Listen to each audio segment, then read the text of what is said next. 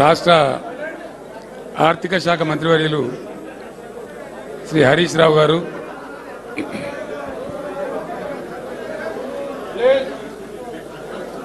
పౌర సరఫరాల శాఖ మంత్రివర్యులు శ్రీ గంగుల కమలాకర్ గారు,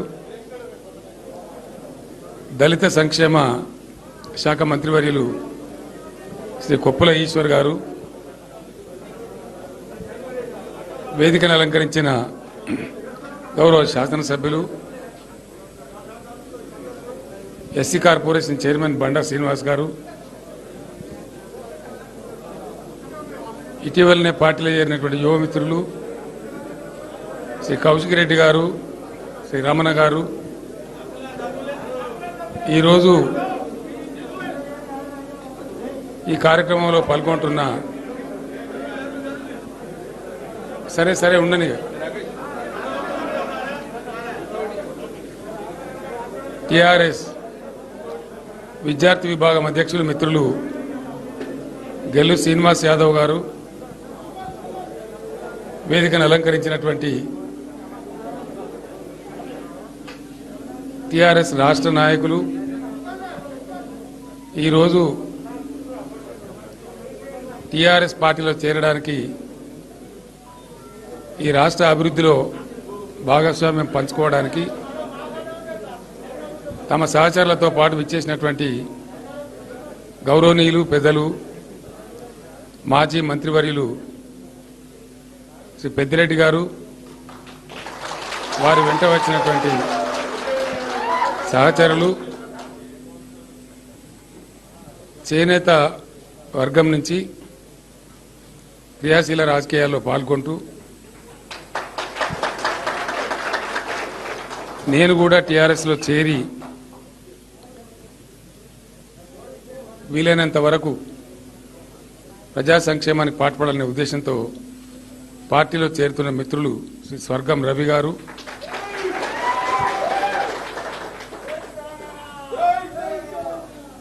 పెద్దిరెడ్డి గారితో పాటు వచ్చేసినటువంటి మిత్రులు శ్రీ కిషన్ రెడ్డి గారు, శ్రీ దేశిని కోటి గారు, వీరందరితో పాటు కలిసి వచ్చినటువంటి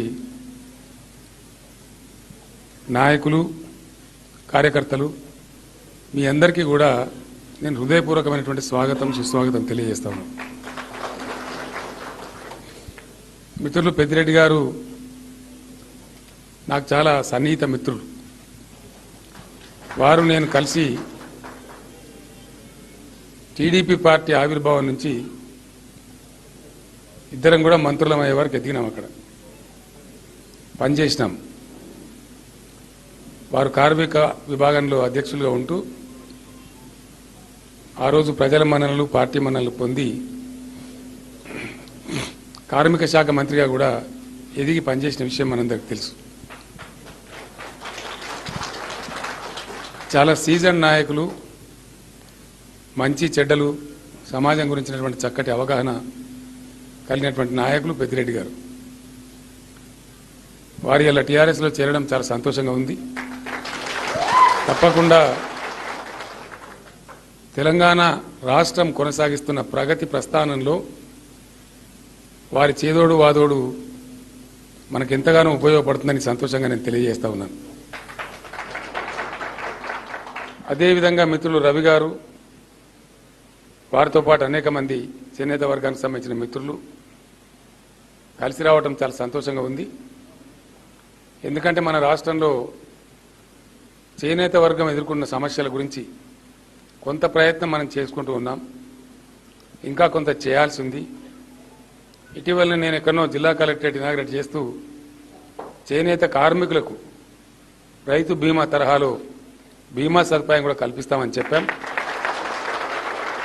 దానికి సంబంధించి ప్రభుత్వం ఆల్రెడీ అధికారులకు ఆదేశాలు ఇవ్వడం జరిగింది. ఎందుకంటే దాన్నంతా చాలామంది బీమా కావాలని కోరుతా ఉన్నారు. ఎందుకంటే తెలంగాణ రైతు బీమా చాలా చక్కటి పద్ధతులలో ఎవరైనా సరే చనిపోతే ఆ కుటుంబానికి 7 అంటే 7 లేదా 8 రోజుల లోపల 5 లక్షల రూపాయలు నేరుగా వచ్చి చేరుతా ఉన్నాయి. బీమా కనుక ప్రభుత్వం చేస్తే మాకు అదే తరహాలో సహాయం అందుతుందని అందరు ఆశిస్తూ ఉన్నారు, తప్పు లేదు. ఇంకా కూడా చేయాల్సిన అవసరం ఉంది. ఈ మధ్య నేను మాట్లాడుతుంటే ఒక వర్క్షాప్లో దళిత సోదరుల గురించి కూడా చాలా పేదవాళ్ళు ఉన్నారు కాబట్టి అక్కడ కూడా బీమా సదుపాయం కల్పిస్తే బాగుంటుందని ఒక చక్కటి సూచన కూడా వచ్చింది. అయితే ఇది చేయటానికి కొద్దిగా టైం పడుతుంది. కారణం ఎందుకంటే రైతు సంక్షేమాన్ని అభిలషించి రాష్ట్ర ప్రభుత్వం రైతు బంధు కానీ రైతు బీమా కానీ చేపట్టడానికి సుమారు 1 సంవత్సరం కాలం మాకు పట్టింది. అక్కడ ప్రతి 5,000 మంది రైతులకు ప్రతి 5,000 ఎకరాలకు ఒక క్లస్టర్ ఏర్పాటు చేసి సుమారు 3,000 మంది అగ్రికల్చర్ అసిస్టెంట్ ఎక్స్టెన్షన్ ఆఫీసర్లను అక్కడ నియమించి ఆ క్లస్టర్లో ఎంతమంది రైతులు ఉన్నారో వాళ్ళ వివరాలను సేకరించి చాలా జాగ్రత్తగా వ్యవహరించడం జరిగింది. అంటే ప్రతి 5,000 ఎకరాలలో ఉన్న 1,000-1,500 మంది రైతులకు ఒక అధికారి ఉన్నాడు అక్కడ. వాళ్ళ సెల్ నంబర్లు, వాళ్ళ పేర్లు, వాళ్ళ వివరాలు అన్నీ ఆ ఏఈఓ దగ్గర ఉన్నాయి. కాబట్టి వాళ్ళు ఎప్పుడు చనిపోయినా ప్రాంప్ట్గా ఇమీడియట్గా నిమిషాల మీద రిపోర్ట్ చేస్తూ ఉన్నారు. అనుకున్న ప్రకారంగా వాళ్ళకి 7 రోజులలో 10 రోజులలో మ్యాక్సిమం ఆ బీమా సదుపాయం అంతా ఉంది. దాన్ని చూసి టెంప్ట్ అయిన వాళ్ళందరూ మాకు చేస్తే మాకు ఇట్లే వస్తాను అనుకుంటా ఉన్నారు. అంత సులభంగా రాదు. మొన్న చేనేత మంత్రి గారికి నేను చెప్పడం జరిగింది, ఇక్కడ వ్యవసాయ శాఖలో ఏర్పాట్లు చేసినాం కాబట్టి అది ప్రాంప్ట్గా వాళ్ళకి అంతా ఉంది. మరి మీ శాఖలో మీరు ఏం పద్ధతి పెట్టుకుంటారు, ఏం అవలంబిస్తారు, ఆ టెక్నికల్ అదంతా సిస్టమ్ క్రియేట్ చేస్తే ఇమీడియట్గా ఇంప్లిమెంట్ చేద్దామని చెప్పినాం. ఇప్పుడు ఆ పనిలో చేనేత శాఖ కార్యదర్శి గారు అధికారులంతా తలమునకలై ఉన్నారు. రాబోయే కొద్ది రోజులలో ఆ స్కీమ్ మన ముందుకు వస్తుంది. అప్పుడు చేనేత కార్మికులకు కూడా రైతు బీమా తరహాలోనే బీమా వర్తిస్తుందని మనం చేస్తా ఉన్నాం. అట్లాగే ఈ మధ్యనే వద్దుగా అంతగా లొల్లి కుప్పల ఈశ్వర్ గారు ఇక్కడనే ఉన్నారు, వారికి కూడా నేను చెప్పినాను. వ్యవసాయ శాఖ వాళ్ళు ఎట్లయితే ఆ బీమా అందించడానికి పనిచేస్తూ ఉన్నారో మరి దళిత సంక్షేమ శాఖలు కూడా అట్లాంటి ఏర్పాట్లు చేయండి. చేస్తే దళిత వర్గం సోదరులకు కూడా మనం ఏర్పాటు చేసుకుంటామని చెప్పడం జరిగింది. ఎవరైతే సమాజంలో ఆర్థికంగా వెనుకబడి ఉన్నారో లేదా సామాజిక వివక్షకు గురై ఉన్నారో లేదా సంక్షేమ ప్రగతి ఫలాలను అందుకోలేనటువంటి పరిస్థితుల్లో ఉన్నారో వాళ్ళందరి గురించి చాలా కాన్సన్ట్రేటెడ్గా చాలా స్పష్టతతో పకడ్బందీగా కార్యక్రమాలు అమలు జరుగుతున్న ఏకైక రాష్ట్రం భారతదేశంలో తెలంగాణ. ఎక్కడ కూడా మన రాష్ట్రంలో జరిగే పథకాలు అమలు లేవు. ఉన్నా ఏదో అరకొరగా ఉంటాయి, మామూలుగా ఉంటాయి. కానీ ఇంత పకడ్బందీగా ఇంత ప్రణాళికాబద్ధంగా కరెక్ట్గా ఒకసారి నిర్ణయం తీసుకున్నామంటే చాలా చక్కగా అమలు జరుగుతున్న రాష్ట్రం ఒకే ఒక రాష్ట్రం తెలంగాణ. ఎందుకు జరుగుతూ ఉందంటే చాలా కష్టపడి పోరాడి 60 దశాబ్దాల కళను నెరవేర్చుకొని చాలా కష్టం తర్వాత మనం అనేక త్యాగాల తర్వాత ఈ రాష్ట్రాన్ని సాధించుకున్నాం కాబట్టి ఇక సాధించుకోకముందు చాలా మంది ఎవడెక్కడ ఉన్నాడో మనందరికి తెలుసు. సాధించుకున్న తర్వాత ఇక నేనే సిపాయినంటే నేనే సిపాయినని రకరకాల పార్టీలు రకరకాల వ్యక్తులు ఉద్యమం చివరిలో వచ్చేదో తూతూ మంత్రంగా జాయిన్ అయిన వాళ్ళు కూడా ఇలా రకరకాల మాటలు మాట్లాడుతూ ఉన్నారు. అంటే ఇక్కడ ఈ మాట నేను ఎందుకు చెప్తున్నా అంటే తెలంగాణ ప్రగతి ప్రస్థానంలో అనేక కార్యక్రమాలను మనం ఆవిష్కరించినాం. 1-2 కాదు. కొన్ని కార్యక్రమాలు అయితే ప్రపంచంలో కూడా ఎక్కడ లేవు, ఇండియాలో కాదు. అట్లాంటి చక్కటి కార్యక్రమాలు తీసుకున్నాం. ఒక కార్యక్రమాన్ని తీసుకోవాలి అంటే ఏదో హడావుడిగా తమాషగా చెక్కిలి గింతలు పెట్టడానికో అట్లా కాకుండా నిజంగా దాని యొక్క ఫలితము దాని యొక్క ప్రయోజనము ఆలోచించి మనం తీసుకున్నాం. మీకు ఒక విషయం చెప్పాలి ఈ సందర్భంలో, నేను 2014 ఎన్నికల కంటే ముందు ఆ 14 ఎన్నికల కన్నా ముందు చాలా మందికి రాష్ట్రం వస్తుందంటేనే నమ్మకం లేదు. ఆ తర్వాత నేను చెప్పిన టీఆర్ఎస్ గవర్నమెంట్ గ్యారంటీగా వస్తుంది రా భయ్, కంపల్సరీ వస్తుంది, దాన్ని వాడు ఆపలేడు. కాబట్టి మేనిఫెస్టో తయారు చేయండి, మనం ఏం అమలు చేస్తామో అని అంటే ఇక్కడ ఇదే తెలంగాణ భవన్లో కూర్చొని అప్పుడు కడియం సిఆర్ గారికి మేనిఫెస్టో కమిటీ చైర్మన్ బాధ్యతలు ఉండే ఒక మాజీ ఐఏఎస్ అధికారి ఉండే ఏకే గోయల్ గారు అని చెప్పి టీఆర్ఎస్ పొలిట్ బ్యూరో మెంబర్గా ఉండి మాట్లాడుతూ ఉంటే నేను ఒక మాట అడిగినాను. మేనిఫెస్టో ప్రస్తావన వచ్చినప్పుడు అనేక విషయాలు రాస్తున్నప్పుడు దానిలో పేదలకు ఇచ్చే పెన్షన్ల విషయం కూడా ప్రస్తావనకు వచ్చింది. వస్తే నేను ఒక మాట అడిగిన, గోయల్ గారు పేదవాళ్ళని ఉద్దేశించి మనం ఏదో పెన్షన్ ఇస్తా ఉన్నాం, ఎందుకు ఇస్తాం ఈ పెన్షన్ అని అడిగిన. Why we give pensions at all, ఎందుకు ఇస్తాం అసలు?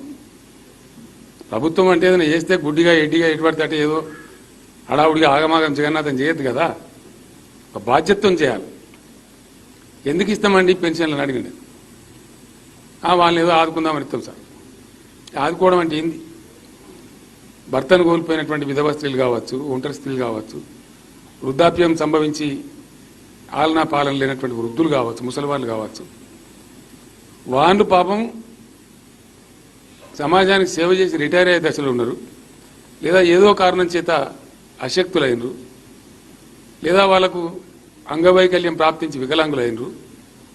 అట్లాంటి వాళ్ళని ఆదుకోవాలి, పప్పు పులుసు 2 పూటలు తిని వాళ్ళ జాల వాళ్ళు జాగ్రత్తగా ఉండాలి అని ఆశించి మనం పెన్షన్ ఇస్తాం. మరి ఇయ్యబడుతున్న పెన్షన్ ఎంత? 200 రూపాయలు. రెడ్డి నాయక్ గారు వచ్చింది కూర్చోబెట్టండి. ఈ 200 రూపాయలతోని ఏం సరిపోతుంది? సరిపోదు. మరి ఎట్లా? మరి 200 ఎందుకు ఇస్తున్నట్టు? ఏం కారణం చేత ఇస్తున్నట్టు అంటే జవాబు లేదు. ఏం కావాలి సార్, మీరు ఏం కొడుతున్నారంటే 2 పూటలు తిన్నానా బాబు, అంతకనే లేదు, ఇంకో నేను చేయిజాపి ఆడుకునే పరిస్థితి లేకుండా వాళ్ళకి అన్నం తిని పండుకుంటే చాలు అంతే అంటే ఆయన అన్ని లెక్కలు పెట్టిండు. బియ్యానికి ఇంత, చింతపండుకి ఇంత, పప్పుకి ఇంత, పులుసుకి ఇంత లెక్క పెట్టి 675 రూపాయలు సరిపోతుంది సార్ అన్నాడు. నేను అనగా ఈ పేదోళ్ళ కాడనే కొసరా నావా, నాకు అర్థంగా 1000 రూపాయలు పెట్టు, దేవుడు మనిస్తే మళ్ళీ పెట్టుకుందామని చెప్పి 1000 రూపాయల పెన్షన్ ప్రకటించారు. తెలంగాణ వచ్చిన కొత్తలో తొలి రోజులలో చాలా కన్ఫ్యూజన్ ఉండేది. ఎందుకంటే ఈ తెలంగాణ ప్రాంతం ఎప్పుడు కూడా రాష్ట్రంగా లేదు, కొత్తగా రాష్ట్రమైంది. మరి దీని అంశం ఏంది, అప్పేంది, ఆదాయం ఏంది, ఎట్లా ముందుకు తీసుకొని పోవాలి, ఏ దారి పట్టాలి, కొద్దిగా కన్ఫ్యూజన్ ఉండేది. ఒక చిన్న విచిత్రమైన కథ జరిగింది. అంతకుముందున్న ముఖ్యమంత్రి గారు వాడిన కార్లు నాకు వాడకానికి వచ్చినాయి. నేను ముఖ్యమంత్రి అయితే అవన్నీ నల్ల కలర్లో ఉండే, నాకు బ్లాక్ కలర్ నచ్చదు. ఒక ఆయన ఐజీ సెక్యూరిటీ ఉంటాడు, పోలీస్ ఆఫీసర్స్. ఈ ముఖ్యమంత్రి ఎక్కే కారు దిగే కారు ఆయన చూస్తాడనమాట. ఆయన అడిగిన ఇది బాగాలేవు కానీ నల్ల కార్లు బాగా కొనుక్కుందాం సార్, కొనుక్కుందామంటే ఆగు సంసారం ఇప్పుడే మొదలుపెట్టినాము, తెల్ల కలర్ చేయాలి, ఎట్లా చేద్దామని అంటే ఏం లేదు సార్, గీకేసి తెల్ల కలర్ తీసుకుందాం. మంచిదా పని చేయమని నేను చెప్పాను. షెడ్యూల్ తీసుకుపోయి ఇంకో 3వ గంట తెలియకుండా పాపం 2-3 రోజులు అన్ని మొత్తం నల్లటి మార్చి తెల్లటి తీసుకొని తెచ్చాడు. అయితే ఈ సంగతి ఎట్లో పోయి మన గవర్నర్ గారు తెలిసింది. అప్పుడు నరసింహన్ గారు మన గవర్నర్ ఉంది. నేను ఒక రోజు రాజభవన్ పోతే, ఏమా కేసీఆర్ నువ్వు బాగా పిసినారు పీజీడి మనిషి నువ్వు రంగు గీకేసుకున్నాడు, నిజమేనంటే గీకేసుకున్నా, ఎందుకు కొనుక్కోకపోయినా కొత్త కార్లు అంటే భయమయ్యా బాబు, కొద్ది రోజులు ఆగాలి, మాకు ఇది ఏం అర్థమైతే లేదు, కొద్దిగా 4-5 నెలలు గడిస్తే మా కథ ఏందో మా లక్షణం ఏందో మాకు తెలుస్తుంది, దాన్ని బట్టి పథకాలు రూపకల్పన చేసుకుంటాం, అందువల్ల కొంచెం ఆచితూచి అడుగులు వేస్తున్నామని చెప్పిన. అంటే అంత జాగ్రత్తగా ప్రతి విషయంలో కూడా మనం వ్యవహారం చేసుకుంటూ వచ్చినాం. కాబట్టి ఈరోజు ఎన్నో విషయాలలో 1, 2, 3 కాదు, అనేకమైనటువంటి విషయాలలో ఈ దేశంలోనే నంబర్ 1 స్టేట్ కింద మనం ఉన్నాం. అన్ని చాలా విషయాలు అవి నేను చెప్తలేను, నేను డబ్బా పుస్తలేను. పార్లమెంట్లో రోజు ఎవడో క్వశ్చన్ అడగా మంత్రి సమాధానం చెప్పాం. సెంట్రల్ గవర్నమెంటే చెప్తా ఉన్నది ఏ రంగంలో తెలంగాణ నంబర్ 1 ఉన్నది అనే విషయాలు చెప్తా ఉన్నది. అటువంటి జాగ్రత్తగా వ్యవహారం చేస్తూ ఇక్కడ దాకా వచ్చినాం. మనం ప్రయాణం సాగుతుంది. సరే, ఈ మధ్య ప్రాసెస్లో చాలా జరుగుతూ ఉంటాయి రాజకీయాలు, అనేకమైన విషయాలు జరుగుతూ ఉంటాయి, కామన్. అవి జరగడం అనేది రొటీన్ వ్యవహారం, అది పెద్ద ఏదో గొప్ప కథ కాదు. ఇటీవల కాలంలో దాదాపుగా నేను ఒక 4 సంవత్సరాల నుంచి పార్టీ లోపల చెప్తా ఉన్నాను, 5 సంవత్సరాల నుంచి సరే మనం 1000 రూపాయల పెన్షన్ 2000 చేసినాం, బియ్యం 4 కేజీల నుంచి 6 కేజీలు చేసినాం, 4 సభ్యులకే పరిమితం ఉంటే లేదు, ఎంతమంది ఉంటే అంతమందికి ఇవ్వనం. ఇట్లా అనేక విషయాలు ప్రతి కార్మిక వర్గం యొక్క సమస్య తీసుకొని కొన్ని చర్యలు తీసుకున్నాం. సమైక్య పాలనలో హైదరాబాద్లో గీత కార్మికుల నోట్ల మట్టి కొట్టి మొత్తం కళ్ళ దుకాణాలు బంద్ పెట్టించింది. అప్పుడు ఉన్నటువంటి లిక్కర్ లాబీలు, చీప్ లిక్కర్ లాబీల తల ఒగ్గి వేలాది మంది గీత కార్మికుల నోళ్ళు దెబ్బకొట్టిండ్రు. ఇమ్మీడియట్ దాన్ని పునరుద్ధరించారు. వాళ్ళకి చెట్ల రకం అని ఉంటుంది, పెద్ద బాధ అన్నమాట. వాళ్ళు వచ్చి పెద్ద మామూలు వసూలు చేయడం. అంతకుముందు నా చెట్ల రకం బకాయిలన్నీ మాఫీ చేసినాం, శాశ్వతంగా చెట్ల పన్ను తీసి అవతల పడేసినాం. ఇలా లేదు, వాళ్ళు పడితే చెట్టు మీకలు పడితే లేదా చనిపోతే ఇంకోటి అయితే ఇన్సూరెన్స్ పెట్టినాం, దానికి సంబంధించి కూడా పకడ్బందీ చర్యలు తీసుకుంటున్నాం. ఇట్లా గీత కార్మికుల విషయంలో కావచ్చు, చేనేత కార్మికుల విషయంలో కావచ్చు, గొర్రెల కాపర్ల విషయంలో కావచ్చు, మత్స్యకారుల విషయంలో కావచ్చు, నాయి బ్రాహ్మణ సోదరులు, రజక సోదరుల విషయంలో కావచ్చు, ఏమేమి చెయ్యగలుగుతాము అని ఆలోచించి కార్యక్రమాలు కొన్ని తీసుకొని పోతూ ఉన్నాం. అట్లానే మోస్ట్ బ్యాక్వర్డ్ క్లాస్ అని చెప్పి ఎంబీసీ వర్గానికి చెందినటువంటి అనేకమైనటువంటి వాళ్ళు ఉన్నారు. వాళ్ళకు సంబంధించి కూడా కార్యక్రమాలు తీసుకున్నాం. దానికి ఒక కార్పొరేషన్ ఏర్పాటు చేసినాం, బడ్జెట్ అలొకేట్ చేసినాం, దాని ద్వారా కూడా కార్యక్రమాలు జరుగుతాం. అట్లాగే ఆనాడున్న పరిస్థితులలో మన రైతాంగం కకావికలు అయిపోయి ఉండి, గ్రామీణ వ్యవస్థ మొత్తం చిన్న భిన్నం అయిపోయి ఉండి, రైతులందరూ వలసలు పోవడం, కూలీ పని చేయడం, కరెంటు రాదు, నీళ్లు రావు, ఎరువులు దొరకాయి, విత్తనాలు దొరకాయి, రైతులు ఆత్మహత్యలు చేసుకోవడం, చాలా భయంకరమైన పరిస్థితి ఉంది. వాళ్ళని ఆదుకోవడం కోసం రైతు బంధు తెచ్చినాం, ఫ్రీ కరెంట్ ఇస్తూ ఉన్నాం, ఇంకా అనేక సదుపాయాలు కల్పిస్తూ ఉన్నాం. ఎవరైనా రైతు దురదృష్టవశాత్తు చనిపోతే బీమా సదుపాయం కల్పించినాం. దాని ఫలితంగా ఈరోజు అద్భుతంగా పోయిన సంవత్సరం 1 కోటి ఎకరాల పైచీలకు భూమి సాగైతే 3 కోట్ల టన్నుల ధాన్యం, వరి ధాన్యం పండింది మన తెలంగాణ. ఆ జోకెటోడు జోకలేక చచ్చిండు, మోసేటోడు మోయలేక చచ్చిండు, లారీలు గుంజలేక చచ్చినాయి. మంత్రులు వచ్చి నా మీద వాడి సివిల్ సప్లైస్ మంత్రి గారు జూలైలో కూడా ప్రొక్యూర్మెంట్, నేను జూలైలో ఎవడు చేస్తాడా, ఇండియాలో ఏం చేయమంటావు సార్, ఎంత జోగినా దంగతలు నడతనే ఉన్నామని చెప్పి అన్నీ ఆ రైతు వేదికలు, పాఠశాలలు కరోనాతో బంద్ ఉండే కాబట్టి జూనియర్ కాలేజీలు అని గోడౌన్లు అయిపోయినాయి, ఎక్కడ పడితే అక్కడ. అది ఇక్కడ మంచి ఫలితం వచ్చింది, అద్భుతమైన ఫలితం వచ్చింది. అట్లానే పటిష్టం అవుతా ఉంది, ఆ రంగం ఇంకింత పటిష్టపడతా ఉంది. ఒక 2 ప్రాజెక్టులని పాలమూరు, సీతారాం అయిపోతే తెలంగాణ ఒక కాశ్మీర ఖండమే, ఎవడు ఎటువైనా బట్టకు పొట్టకు సాగులేని రాష్ట్రం అయిపోతుంది, అద్భుతంగా బతుకుతుంది రాష్ట్రం. ఆ దిశలో కార్యక్రమాలు అనేక వర్గాల కోసం చేయగలిగిన పని చేసుకుంటూ పోతూ ఉన్నాం. ఆ ప్రాసెస్లోనే చాలా వెనుకబడి తరతరాలుగా దోపిడీకి, వివక్షకు గురైనటువంటి జాతి మన దళిత జాతి. 5-6 సంవత్సరాల నుంచి తరవాలకు కూడా ఉన్నాం. నేను ప్రతి లెజిస్లేచర్ పార్టీ మీటింగ్లో, శాసనసభలో కూడా చెప్పిన, చాలా సందర్భాల్లో చెప్పినాం, వాళ్ళకి ఏదో చేయాల్సిన అక్కరే ఉంది, వాళ్ళ విడిచిపెట్టద్దు, వాళ్ళను ఎంతకాలం ఉంటారు, కాబట్టి మనం తప్పకుండా ఆలోచించాలని చెప్పి పోయిన మార్చిలోనే పెట్టినాము. 1000 కోట్ల బడ్జెట్ కూడా కేటాయించినాం, ఇది లోకమందరికి తెలుసు. ఈసారి దాన్ని ఇప్పుడు కరోనా వచ్చి ఆగిపోయింది. వాస్తవానికి దళిత బంధు ప్రోగ్రాం ఏదైతే ఉందో ఒక ఏడాది బాగు ముందే మొదలు కావాలి నా లెక్క ప్రకారం. కానీ మధ్యలో కరోనా వచ్చి రాష్ట్రం ఆర్థికంగా నష్టపడి ఒక గందరగోళ పరిస్థితి వచ్చి తగదప్పరాని కథ జరిగింది, మనందరికి తెలుసు. అందువల్ల అది ఒక ఏడాది ఆలస్యమైంది. సరే, ఎక్కడో ఒకడ ప్రారంభించకపోతే లాభం లేదని చెప్పి ఈ మధ్య దాన్ని మనం ప్రారంభం చేసుకున్నాం. ప్రారంభం చేసి దాని వివరాలు ప్రకటించినాం. నిజంగా వాళ్ళు అద్భుతంగా పైకి రావాలంటే ఏం చేయాలా, ఎట్లా చేయాలి? వాళ్ళకి ఆస్తులు లేవు, తల్లిదండ్రులు సంపాదించిన ప్రాపర్టీస్ లేవు,